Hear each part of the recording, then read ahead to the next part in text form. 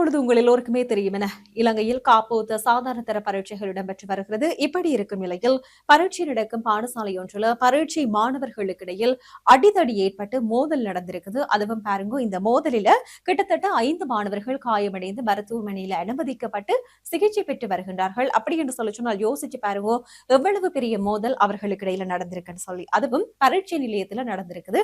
அதாவது கடந்த 21ஆம் தேதி அழகியல் பாடம் இடம்பெற்றிருக்குது.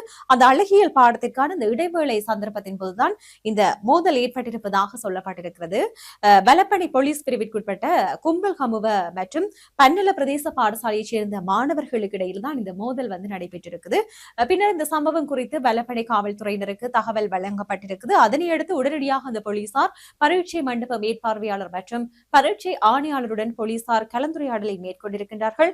பின்னர் அந்த காயமடைந்த 5 மாணவர்களுமே அந்த அழகியல் பாடத்தின் 2ஆம் பகுதி வினாத்தாள்ல தோற்றுவதற்குரிய தேவையான விசேட ஏற்பாடுகளை எல்லாம் போலீசார் முன்னெடுத்துக் கொடுத்திருக்கிறார்கள். பின்பு மாணவர்கள் பரீட்சை எழுதி முடித்ததற்கு பிற்பாடு கையோடு அவர்கள் மீண்டும் சிகிச்சைக்காக மருத்துவமனையில் சேர்க்கப்பட்டதாக போலீசார் குறிப்பிட்டிருக்கின்றார்கள்.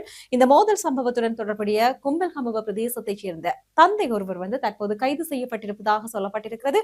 இப்படி இருக்கும்போது இந்த சம்பவம் தொடர்பிலான மேலதிக விசாரணைகளை தற்போது வலப்படை போலீசார் முன்னெடுத்து வருவதாக குறிப்பிடப்பட்டிருக்கிறது.